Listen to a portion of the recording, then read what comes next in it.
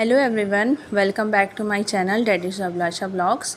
तो आज देखिए मैं आपके सामने ये जो बुक लाई हूँ ये मैंने जीआईसी प्रवक्ता के लिए लिया था। तो मैंने आपको बताया था ना कि मैं बुक लूँगी तो मैं आपके साथ शेयर करूँगी, क्योंकि कई लोग के क्वेश्चन आ रहे थे कि कौन सी बुक जीएस के लिए अच्छी है। तो ये मैंने अभी जीएस की एक बुक ली है।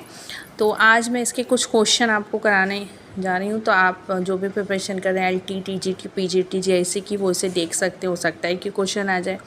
तो देखिए फर्स्ट क्वेश्चन है कि निम्न में से किस अधिवेशन के लिए कांग्रेस ने पहली बार एक महिला को अध्यक्ष चुना था। तो देखिए 26 से 29 दिसंबर के बीच में जो अधिवेशन हुआ था कोलकाता अधिवेशन, जो कि 32 यानी 32वां अधिवेशन था, जिसमें एनी बेसेंट को इन्होंने फर्स्ट महिला के रूप में चुना था। ठीक है, तो वो कलकत्ता अधिवेशन था। सेकंड है कि निम्नलिखित में से किसने हिरण्यगर्भ धार्मिक कार्य कराया था। तो देखिए इसके एक्सप्लेन यहाँ पे इसमें क्या दिया हुआ है, एक्सप्लेन इसको किया है कि दंती दुर्ग या दंती वर्मन मान्यखेत के राष्ट्रकूट वंश का संस्थापक था। उसकी राजधानी वर्तमान कर्नाटक के गुलबर्गा क्षेत्र में थी।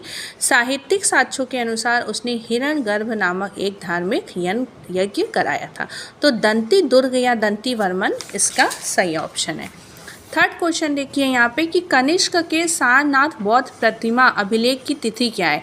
तो 81 ईस्वी सन है, 81। ठीक है, यहाँ पे देखिए इसमें क्या इसका एक्सप्लेनेशन दिया हुआ है कि कनिष्क के सारनाथ बौद्ध अभिलेख की तिथि 81 ईस्वी सन है। यह प्रतिमा मथुरा से लाकर कनिष्क के राज्यारोहण 78 ईस्वी 78 ईस्वी में तीसरे वर्ष में सारनाथ में की गई थी। यानी उनका राज्यारोहण हुआ था 78 ईस्वी में, और उसके 3 साल बाद सारनाथ जो कि बनारस है वहाँ पे ये इनकी प्रतिमा बौद्ध अभिलेख की बनाई गई थी, जो मथुरा से लाई गई थी।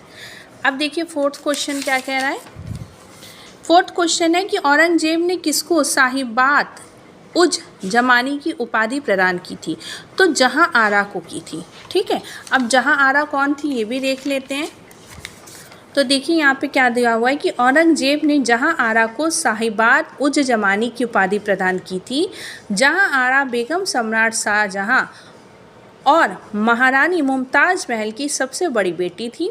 वह अपने पिता के उत्तराधिकारी और छठे मुगल सम्राट औरंगजेब की बड़ी बहन भी थी। यानी औरंगजेब की बड़ी बहन थी बेसिकली, जिनको उन्होंने ये उपाधि दी थी। क्वेश्चन 5 है, देखिए कि बंगाल के विभाजन के समय बंगाल का लेफ्टिनेंट गवर्नर कौन था। Sir Andrews Fraser. इसका देखिए क्या दिया explanation. Sir Andrews Henderson Leith Fraser भारतीय सिविल सेवा के अधिकारी थे। इन्होंने वर्ष 1903 से 1908 तक बंगाल के लेफ्टिनेंट गवर्नर के रूप में अपनी सेवाएं दी थी। बंगाल विभाजन 1905 की योजना में इनकी महत्वपूर्ण भूमिका रही थी। ये 1903 से 1908 तक ये बंगाल के लेफ्टिनेंट गवर्नर थे, और उस टाइम में ही 1905 में यहाँ पे बंगाल का विभाजन हुआ था।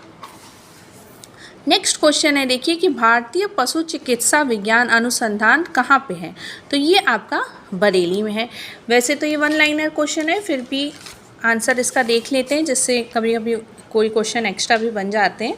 तो देखिए दिया है भारतीय पशु चिकित्सा विज्ञान अनुसंधान संस्थान उत्तर प्रदेश के बरेली जिले में इज्जत नगर में है। यह पशु चिकित्सा अनुसंधान के क्षेत्र में भारत की प्रमुख संस्था है। इसकी स्थापना 1889 में हुई थी। तो अभी आपसे पूछा था कि किस सिटी में है, तो आपने आंसर दिया बरेली में है। अभी ये भी पूछ सकते थे इसमें कि कब इसकी स्थापना हुई थी, तो वो आपकी 1889 में हुई थी। देखिए आपका नेक्स्ट क्वेश्चन है कि जलवायु परिवर्तन पर भारत की प्रथम राष्ट्रीय कार्य योजना कब लोकार्पित की गई थी। तो 2008 यानी 2008 में। इसका देखिए आंसर क्या दिया हुआ है कि भारतीय संविधान के निर्माण के दौरान संविधान सभा के 11 अधिवेशन हुए थे। जलवायु परिवर्तन पर भारत की प्रथम राष्ट्रीय कार्य योजना 30 जून 2008 को लोकार्पित की गई। इस कार्य योजना को जारी करने का उद्देश्य जलवायु परिवर्तन के बढ़ते हुए दुष्प्रभावों को कम करना था। अब देखिए क्वेश्चन नंबर 8, भारत की संविधान सभा की अंतिम बैठक की सही तिथि को बताइए। तो ये देखिए थोड़ा कंफ्यूजिंग क्वेश्चन है। 24 जनवरी या 25 जनवरी दोनों ऑप्शन दिया है, तो इसका सही ऑप्शन होगा 24 जनवरी 1950, 24 जनवरी 1950। क्या इसमें दिया है आंसर? भारतीय संविधान के निर्माण के दौरान संविधान सभा के 11 अधिवेशन हुए थे। 11वें अधिवेशन के अंतिम दिन 26 नवंबर 1949 को संविधान को अंगीकृत किया गया था। इन 11 अधिवेशनों के अतिरिक्त संविधान सभा पुनः 24 जनवरी 1950 को समावेत हुई थी, जब सदस्यों द्वारा भारत के संविधान पर हस्ताक्षर किए गए थे। तो 26 जनवरी को हमारा जो संविधान था वो लागू हुआ था, लेकिन 24 जनवरी को उस पर साइन किया गया था। लोकसभा में केंद्र शासित क्षेत्रों का सर्वाधिक प्रतिनिधित्व कितना हो सकता है? यहाँ पे ऑप्शन आपका है 20।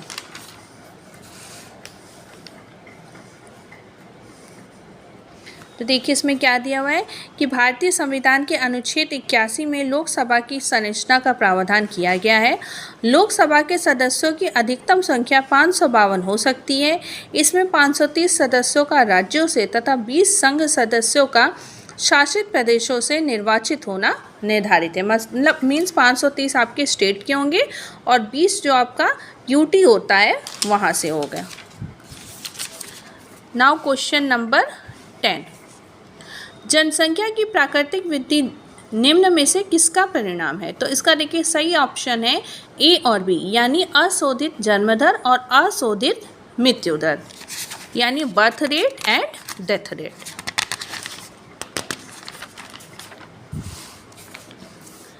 जनसंख्या वृद्धि अथवा जनसंख्या परिवर्तन का अभिप्राय किसी क्षेत्र में समय की किसी निश्चित अवधि के दौरान बसे हुए लोगों की संख्या में परिवर्तन से है। यह परिवर्तन धनात्मक और ऋणात्मक दोनों हो सकता है, यानी प्लस माइनस दोनों हो सकता है। इसे निरपेक्ष अथवा प्रतिशत के रूप में अभिव्यक्त किया जा सकता है। जनसंख्या परिवर्तन किसी क्षेत्र की आर्थिक प्रगति, सामाजिक उत्थान, ऐतिहासिक और सांस्कृतिक पृष्ठभूमि का महत्वपूर्ण सूचक होता है। जनसंख्या की प्राकृतिक वृद्धि किसी क्षेत्र विशेष में 2 समय अंतरालों में जन्म और मृत्यु के अंतर से बढ़ने वाली जनसंख्या को बताती है। देखिए क्या है प्राकृतिक वृद्धि? जन्म माइनस मृत्यु। अगर जन्म ज़्यादा है, मृत्यु कम हो रही है, तो जो हमारी पॉपुलेशन है वो बढ़ेगी, और अगर मृत्यु ज़्यादा हो रही है और जन्म कम हो रहा है तो हमारी जो पॉपुलेशन है वो घटेगी। यानी बेसिकली इसमें प्रव्रजन और विवाह का कोई रोल नहीं होता है। नेक्स्ट क्वेश्चन है कि उत्तर प्रदेश में पूर्वांचल एक्सप्रेस वे मार्ग निम्नलिखित में से किस नगर से नहीं गुजरेगा? तो देखिए बस्ती से नहीं गुजरेगा, इसका मतलब ये फैजाबाद, आजमगढ़ और मऊ से गुजरेगा। तो देखिए यहाँ पे ऑप्शन क्या दिया है कि 14 जुलाई 2018 को प्रधानमंत्री नरेंद्र मोदी ने उत्तर प्रदेश के जनपद आजमगढ़ के ग्राम मंदूरी में पूर्वांचल एक्सप्रेस वे के निर्माण कार्य का शिलान्यास किया। पूर्वांचल एक्सप्रेसवे लखनऊ से प्रारंभ होकर बाराबंकी, अमेठी, सुल्तानपुर, फैजाबाद, अंबेडकर नगर, आजमगढ़ और मऊ होते हुए गाजीपुर तक जाएगी। यानी ये लखनऊ से स्टार्ट होगी और गाजीपुर तक जाएगी और बस्ती से नहीं होकर जाएगी। नेक्स्ट है आपका निम्नलिखित में से कौन सा सबसे बड़ा पठार है?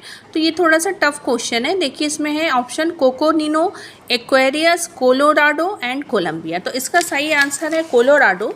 पीछे देखिए आंसर इसमें क्या दिया हुआ है कि देखिए यहाँ पे इसका एरिया भी दिया हुआ है। हाँ, कोकोनिनो का देखिए 5812, एक्वेरियस का 900, कोलोराडो का 13 लाख एंड कोलंबिया का 10 लाख। तो इसमें दिया कि चारों ऑप्शन में से कोलोराडो जो है वो सबसे बड़ा पठार है, लेकिन अगर नॉर्मली बात करें तो सबसे बड़ा पठार जो है वो तिब्बत का पठार होता है, लेकिन यहाँ ऑप्शन जो है उसमें हमारा कोलोराडो है। नेक्स्ट है देखिए कि निम्नलिखित में से कौन सा जीव से जैव मंडल तक जैविक संगठन का सही क्रम है? ऑप्शन है सी, जनसंख्या, समुदाय, पारिस्थितिकी तंत्र और भूदृश्य। आंसर देखिए क्या दिया हुआ है पीछे, ये देखिए यहाँ पे ये आपका उस टाइप का क्वेश्चन है जैसे रीजनिंग में होता है, वैसा है ये कि देखिए एक ही जाति के जीवधारियों की संख्या को उनकी जनसंख्या कहते हैं। 2 या 2 से अधिक जातियों की जनसंख्या को मिलाकर समुदाय का निर्माण करते हैं। कई समुदाय मिलकर पारिस्थितिक तंत्र का निर्माण करते हैं और एक निश्चित भूक्षेत्र में एक या उससे अधिक पारिस्थितिक तंत्र पाए जा सकते हैं। तो यहाँ देखिए जनसंख्या, कई सारी जनसंख्या हो गई तो समुदाय बन गया, कई सारे समुदाय मिलके पारिस्थितिक तंत्र बन गए और कई सारे ये मिलके पारिस्थितिक तंत्र आपके भूदृश्य हो गए। तो सही ऑप्शन इसमें ऑप्शन सी था। फोर्थ क्या है कि कौन सा सही सुमेलित नहीं है, तो देखिए मालदीव, ऑप्शन डी इसमें गलत है, क्योंकि बाकी तीनों जो ऑप्शन है ना, ये तीनों इनकी कैपिटल है। गिनी बिसाऊ की है बिसाऊ, ताइवान की है ताइपोई, निकारागुआ की मालागुआ एंड मालदीव की मालावो नहीं है। मालदीव की कैपिटल देखिए दूसरी है, और वो यहाँ पे ऑप्शन में आपको दिया है कि मालदीव की कैपिटल माले है, जबकि मालावो जो है वो इक्वेटोरियल गिनी की कैपिटल है। नाउ नेक्स्ट क्वेश्चन देखिए, निम्नलिखित में से कौन सी नहर दक्षिण जर्मनी में आंतरिक जलमार्ग के रूप में प्रयोग की जाती है? लुडविग्स नहर, ऑप्शन सी। लुडविग्स नहर दक्षिण जर्मनी में आंतरिक जलमार्ग के रूप में प्रयोग की जाती है। सॉल्ट सेंटिमारी नहर कनाडा में है, जो वर्ष 1987 तक अटलांटिक महासागर में लेक सुपेरियर तक जहाजी मार्ग का हिस्सा था। वोल्गा डोन नहर रूस में है, जहाँ वहाँ की दो मुख्य नदियों में वोल्गा और डॉन है, जो कि आपस में दोनों जुड़ती हैं। सफ़ेद सागर जो है, सफ़ेद सागर नहर रूस में स्थित है, जो सफ़ेद सागर और लेक ओनेगा को आपस में जोड़ती है। तो आज मैं ये 15 क्वेश्चन ही यहाँ तक कर रही हूँ, वरना वीडियो ज़्यादा लंबा हो जाएगा। नेक्स्ट वीडियो में मैं आगे के क्वेश्चन, इसमें 40 क्वेश्चन दिए हैं, जैसा GIC का सिलेबस है वो मैं डिस्कस कराऊंगी। तो मैंने ये बुक स्पेशली आप लोग के लिए ली है। तो बताइएगा वीडियो कैसा लगा। अगर वीडियो अच्छा लगा होगा तो प्लीज़ चैनल को सब्सक्राइब करिएगा, वीडियो को अधिक से अधिक शेयर करिएगा। मिलते हैं नेक्स्ट वीडियो में, बाय बाय।